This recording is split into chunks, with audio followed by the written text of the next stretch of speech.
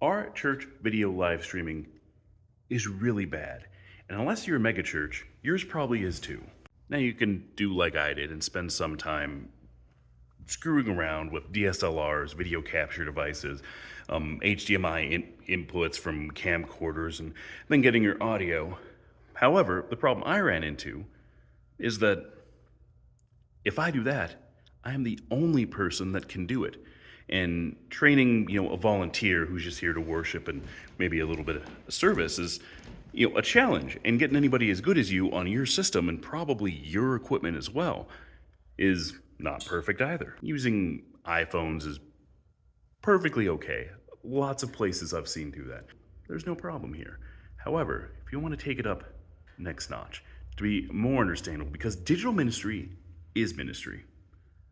There's got to be in a better way. Better video quality, multiple cameras, get a little fancy. This is a Mevo camera. And for what it is, one, it's not cheap. These are, I think, about $300 or $400. Can't remember what I paid for this guy. But it goes over wireless. Oh, not only that, they charge you an extra like $80, 80 to 100 for the USB-C to Ethernet and charge port. For the price, it should include that, because what is this? This is just a 1080 webcam, basically. The camera's not fancy. It's honestly not that great. You're getting better video quality from an iPhone, in my opinion. But as far as ease of live streaming, you have the app. The app goes in any iPad, iPhone, Android. You hit one button, and then you are live. The simplicity. And it's not great audio, it's not great video, but it's serviceable. People can see it, people can understand. As you get into more professional things, there's a higher cost barrier to entry and also a higher technical barrier to entry. If you want to stream over network, there's a whole bunch of network infrastructure that you need.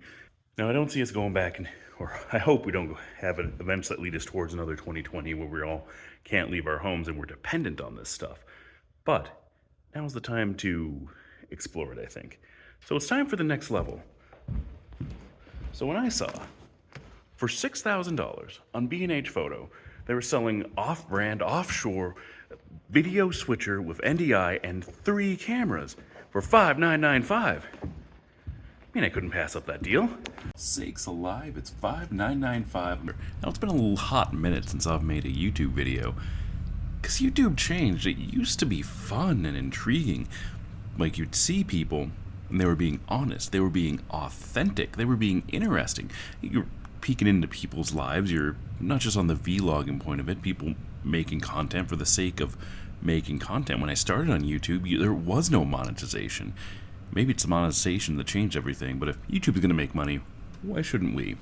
So it's been a hot minute, and it's time we bring back that authentic approach. This video is about a NDI video thing, 3 camera setup, PTZ cameras, nice, for $5,995 from B&H Photo. But it's really about so much more. Let's get into our cameras. Sakes alive! I already did that section.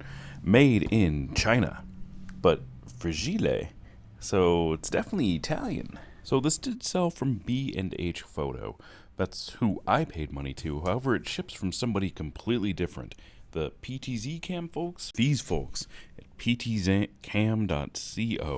I know nothing of this. As you can see, it's still in the box. I haven't done a thing with it yet. There is some info here. There is a model number. The online B&H or even other websites, and I've seen that PTZCam apparently white boxes these things. You can get these same cameras and board from various different manufacturers. Here is a little bit of technical info. Yeah, whatever. Important stuff. We'll get that in a second. But I promise I'd be authentic and honest, and that means I do not have a tripod. This is the expensive portion of this. Now, no brand names other than NDI, but this is not made by the NDI people. Offshore goodness. But all-in-one video switcher, the NDI people are new to. So NDI stands for Network Device Interface. It's designed to run over Ethernet. NDI, Network Device Interface, produced by it's royalty-free. It's proprietary, but royalty-free, they say. But oddly, anything you want with NDI adds seems like $300 to the thing. You can get these cameras just with basic Ethernet, and it can run over RTSP. These can run over RTSP, which is the old Ethernet standard for video. But to run NDI, it seems like that adds quite a bit of cost to the cameras. Maybe it's just implementing it. I don't know, but nobody was running that. The RTSP setup was always janky. There was IP conflicts and there was networking issues. It just never really worked that good. It's possible. I've set up cameras and live streamed with multiple cameras over Ethernet, but it's professionally, it's not what people are using. I came with this US broadcast manual. Here is an SDI HDMI switcher. Now in professional environments, you're not going to be using HDMI for sure, but you would be using SDI similar to that. Looks like this is an SDI NDI encoder. SDI is that little sort of coaxial. You can also get it in fiber optic form for longer run. And SDI is expensive. You got to plug in the thing, and then you have hardware. It's not really expensive, but then your hardware, like your SDI cables, your SDI switchers, etc., is you can't use your existing infrastructure, existing networking and switching infrastructure on this. This device is the heart of the operation. This is not by the new tech people, as I pointed out earlier. It does come with a manual, quality certificate. You don't really need this part. This is the expensive part of it. I mean, this thing was like $6,000, and this was like $3,000 all by itself pretty much. It's all part of a kit, so there's a bulk discount. But the actual camera side of it, HD color video camera, comes with a remote. There we are. Now this is PoE as well, but does include a power supply. Or what else do we include here? Tally control. And a power supply rating. I imagine 12 volts and something. 12 volts, 2 amps. Not bad. Very cool and functional here. Looking at the camera, it's a PTZ Cam, so full remote control. You can either do that with an application, software-wise, or hardware, being your control unit there. But we definitely even have HDMI output. Now, if I could have found this without the HDMI, 3G SDI, but I know HDMI is, and I forget the price. Somebody can comment on exactly what that is, but completely unnecessary in my case. The only port I'm going to need is this one. Cameras are PoE, and undoubtedly this whole setup would connect to the same switch, which we have here. But this is not PoE. Looking at our power supply, the one that came with it, 12 volts, 3 amps. So what's that, 36 watts? And that is a power that we can definitely deliver over PoE. This could be PoE. Just a small convenience thing. Nobody's listening, but whatever. Let's turn this on for the first time and see what happens. Whoa. Now, we are nitpicking, but for the price of this thing, certainly kind of switches this.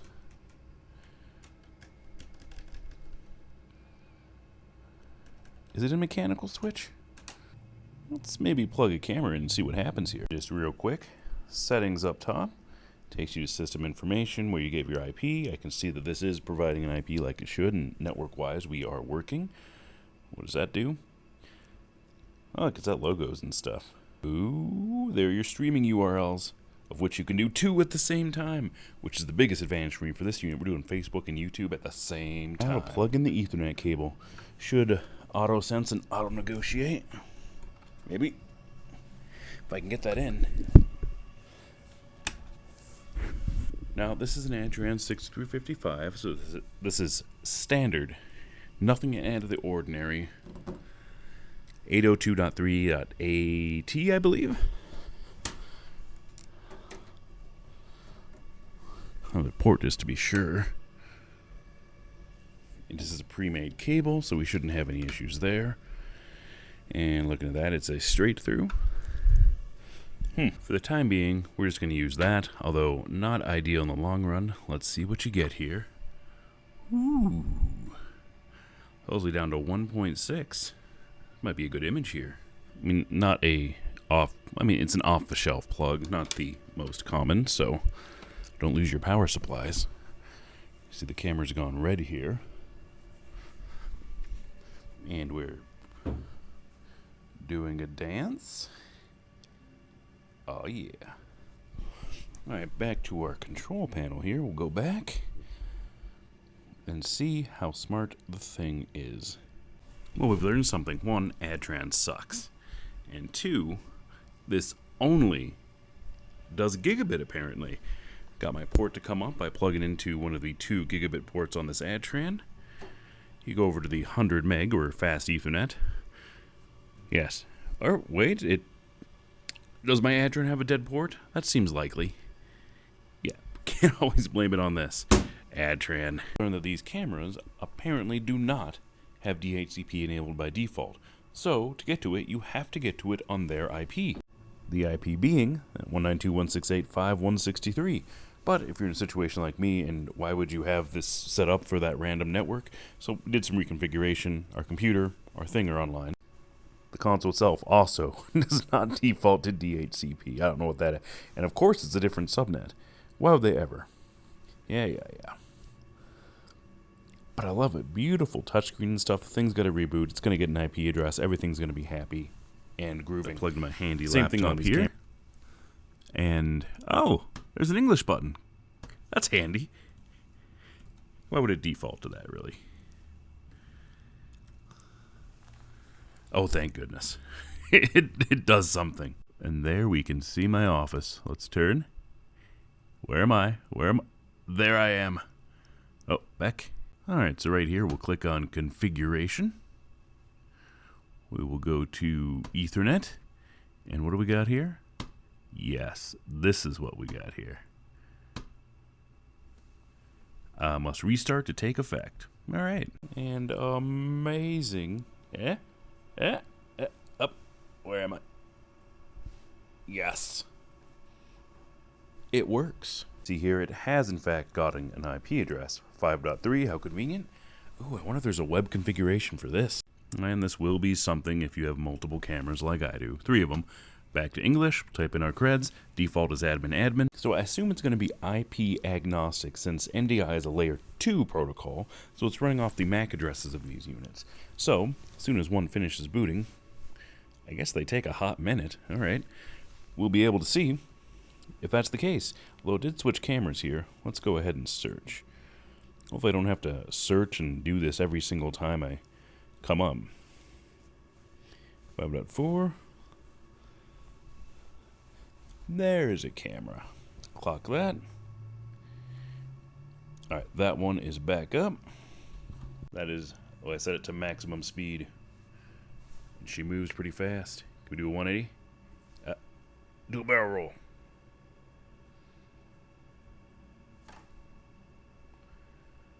Doo-doo-doo. Now let's try some zoom. Extreme close-up. Let's see what the zoom in is on that door. There's that door. I'll undo that. Let's see. We're a good 20 foot away. What does that zoom look like?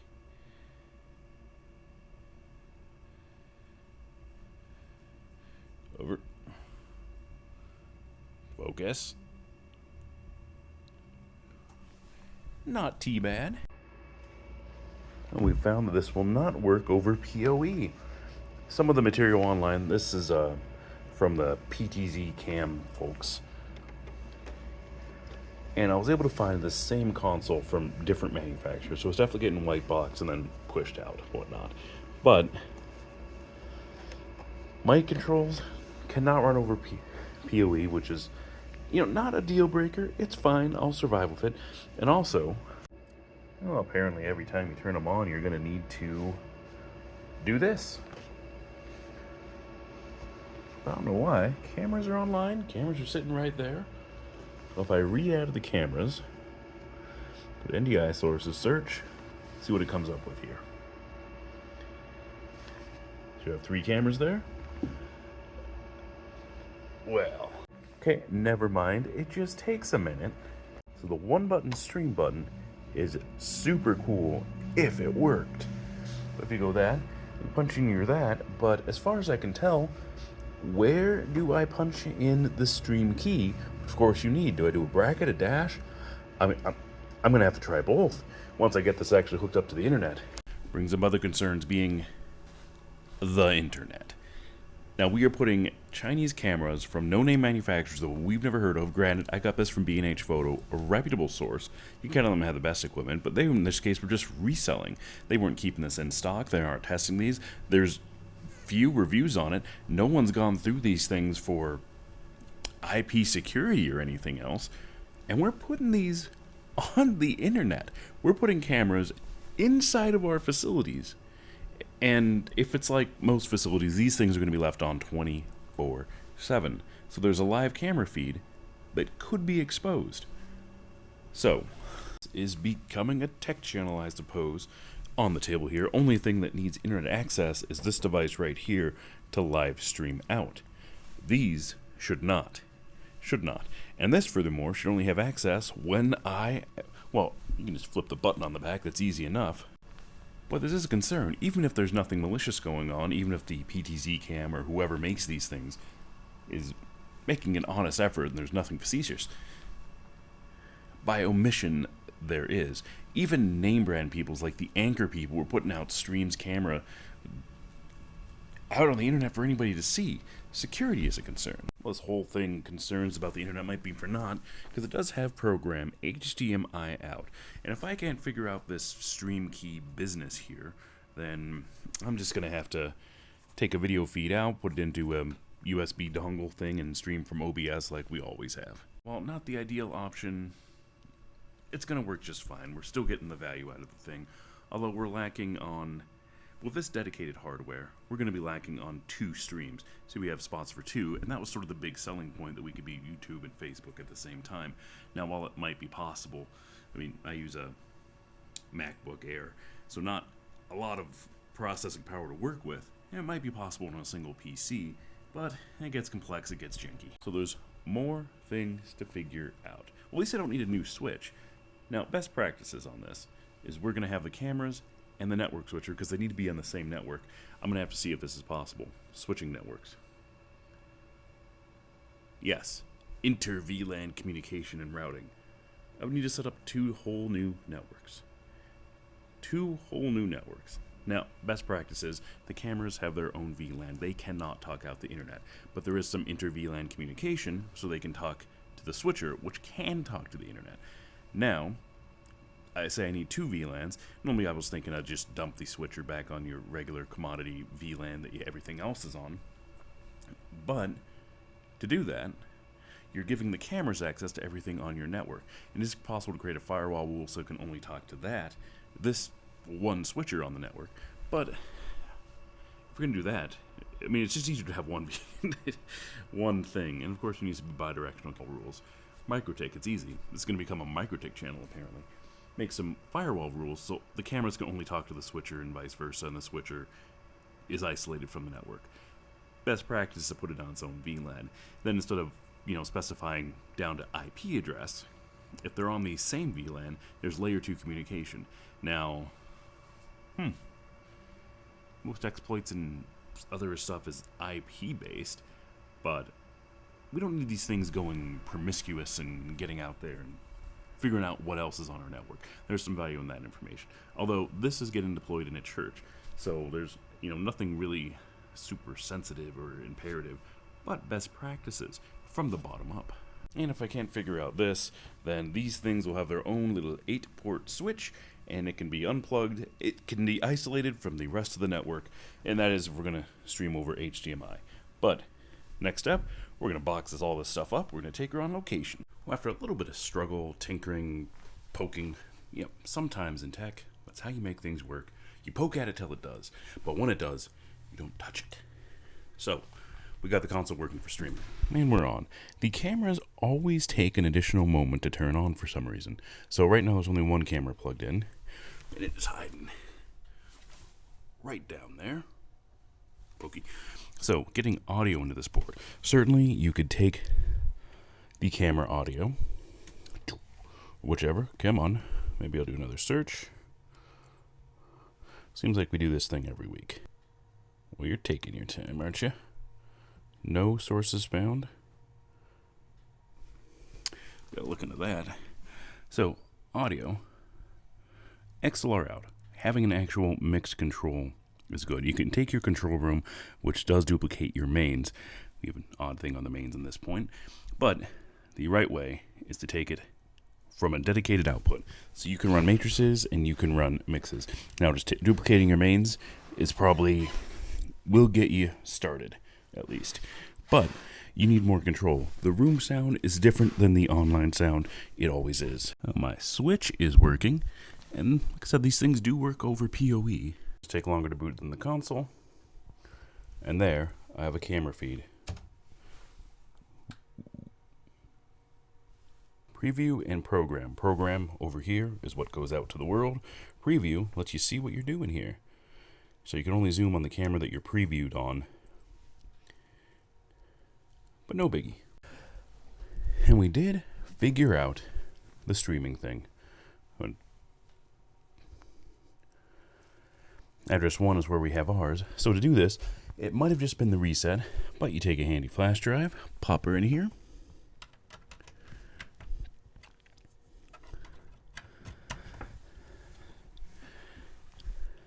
And it might have just been me.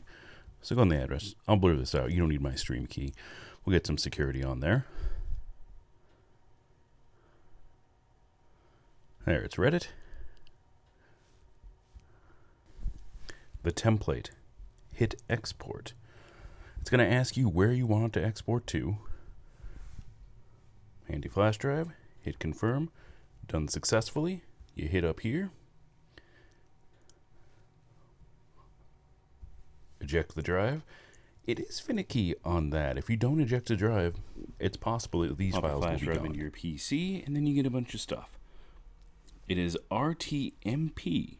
It's an RTMP.ini file that you are looking. Will a regular text editor work? Maybe. Would Notepad work? It does. It does. But this is the format. It is simply a slash. RTMP YouTube or wherever you're going to slash whatever slash. And there is your stream key. Fun note, when you pop this in here, there's an upgrade button. 1692. I mean, it's 2022. It's somewhat recent. At least 4 months old. We're probably fine. This is exactly what I was talking about security on there. There's not an auto update. There's not an auto search on it. You have to use it on a flash drive and bring it up in here. But it's not the end of the world. That's totally doable. People won't is the problem. And these things will be unpatched. Let's go to our streaming. There is an import button. You hit import. I already imported it. You hit confirm, and then it's going to populate that. And actually, after you import it, it gives you multiple addresses here, seemingly to suggest you can take this to multiple sources at the same time. But let's just show you a proof of concept here. I have hit the stream button, and when you hit that stream button, some things happen. One, this thing goes green to say you're live. And eventually, that stream is going to turn on. Okay, what in the world? Yeah, whatever. Nothing. What in the world? Oh, this thing is going to be something. We need to make sure we're online and stuff, I suppose. Hit stream again. Nothing changes up here. This literally worked in my house. Okay, we got it. We did for a second. There we go. We're streaming now. Our timer's running. Our bit rate's up. Looks like it just sends it all at once here. Send, pause, send, pause, send, pause. YouTube, I've found, is not happy with that, but there's no way for me to change these settings. Now we are live on the YouTube. Private streams, we're not notifying all our subs here, but it's live. So apparently the solution is to have both RTMP1 and RTMP2 enabled. That makes no sense. You can see it scrolling back and forth. RTMP1, streaming at 11. RTMP2, 0 kilobit. That I don't understand. I can tell you it's live right here. Well, the thing I thought would happen has happened. Here to install the last 2 cameras, but the main system and camera were left on all week. Well, now we have a mounted camera. And always trim your cable to length. Looking at these guys here, they give you about, 10 foot? And I cut off another, maybe 15. Decent amount of copper there. Comes with each camera. And this is a nice cable. I believe it's Cat 6 and looks like she's shielded too. So now we have 3 cameras operational. One on that pillar. We'll adjust these. Over there. And then one on center. Well, we're live streaming again. There's some progress and some challenges. All 3 cameras are running here. You see it is streaming right now. We did tear our bit rate down. See about 5 meg. Where is it at? Yeah, 5 meg. I don't know what it's showing on RTMP2, but I do know that if you don't have the stream in RTMP2, maybe it's a weird glitch here, that I thought that would be for your second source, but if you don't have that in the second column, it will not live stream. So we discovered last time. But we have our 3 cameras here, and the cool thing that I wanted to do was be able to take an NDI feed using NDI tools. This is the NDI tools. Beautiful. Now I go to screen capture. Maybe I should look at the setting. Oh, maybe that's it. It needs HX, not the raw screen capture. NDI HX is not raw NDI. I think you have to pay for regular NDI, but if you're using NDI HX, it's actually an H.265 compression that you're using, so much less bandwidth. In fact, these cameras will run just fine, as I've found, over 100 meg. But if you're running NDI, like full HD raw video, you're over 100 meg, you need a gig port. Now, we are using gig ports, but something to consider. I just didn't know there was a setting in the software for that. We're gonna need to do something here. Let's see if this guy works. Give it a second. Always takes a second for the signal to come through like this. I'm getting audio from it? Come on. This icon here. NDI is attempting to mirror my screen. That is fine. I want that. Yeah, auto. Integrated camera. Yeah, I don't know what it's saying there. But I do know that it is in fact not capturing it. Capture settings. Mouse. Who knows? So on this PC, I do have screen capture on. She is running. Let's go on air here. It changes. All right. Yeah, note for earlier. As it says, HX. This is only NDI HX. Confirm. For whatever reason, it's on the same network that I know. I'm not seeing that computer down there, which is disappointing. Audio from the thing, but we'll do another search here, see if she pops up. Nothing. It sees my laptop up here, my personal laptop, but does not see the computer down there. Now, it certainly could be an issue of a low-spec computer, but I'm not certain. It would be super cool to get the video feed from the top, the screen that does the words and things like that, to come up in here, directly into this board. But for whatever reason, that's not working at the moment. We could always run an HDMI, run a splitter, run it directly into this thing, get an HDMI in. That gets junkier. I mean, certainly we're in the distance of HDMI, and it's not a preferred solution, so I would like it for this NDI to work. Other things that are enjoyable, hit the play button here. Let's find a file to play. I got nothing there. Oh yeah, you can do logos here. Subtitle logos, added that guy, and it gives you just a few special graphics here to make it look fancy. Confirm that, turn that on. Oh, that does look kind of nice. You know, I would like it if there was something else I can add. Maybe there's a way to add it with USB, but there's simply just not documentation on the thing. So, come back to here. Let's see if we can find it. Let's search again. Another odd thing I've come across is if you're trying to use wireless cameras, I have not tried on the Mevo yet. I gotta get my wireless network going for this. But in the lab environment, using the phone application NDI HX, which should free, well, was it free or was it $10? I forget. It was cheap either way. But it does work for OBS, but will not come into this console. It sees the source, it goes on, but it never gets the video feed. I can't explain that. And also things that are interesting. So we want to have a countdown. That sounds fun, doesn't it?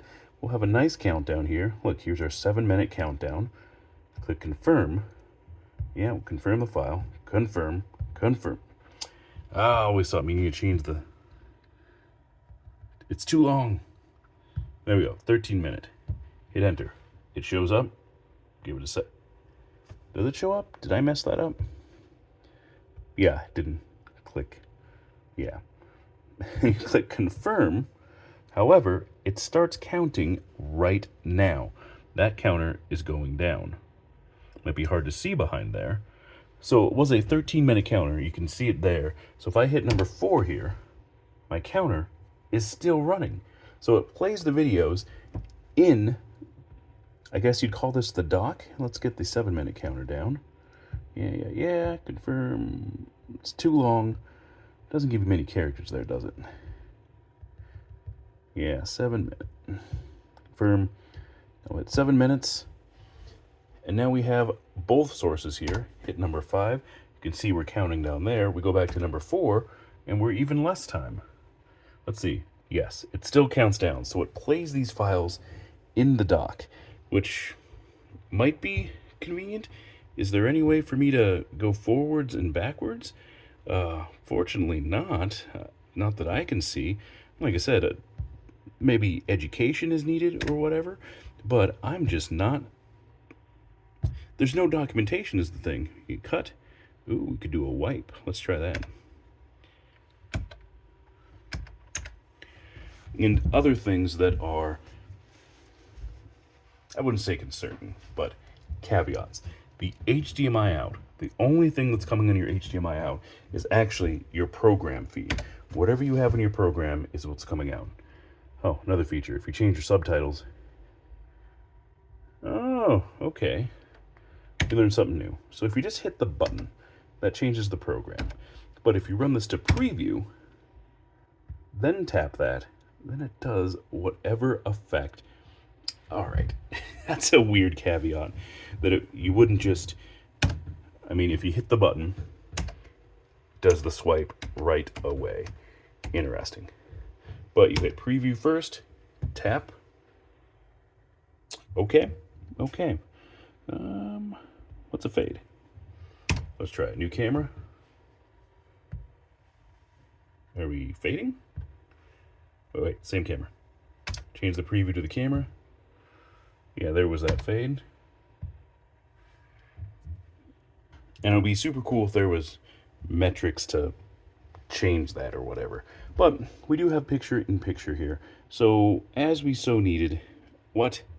Picture-in-picture setup? Come on. I thought I could use cameras for picture-in-picture. There's always something. So that goes back to there.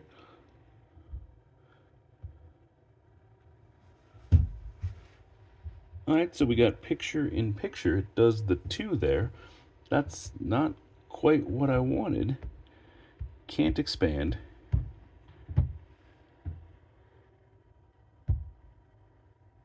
All right, picture-in-picture. Okay, how do I change which one goes to picture-in-picture? Because we can get that same effect as far as the whiteboard of vocals, logos, whatever, up there. We can get that same one if, yeah.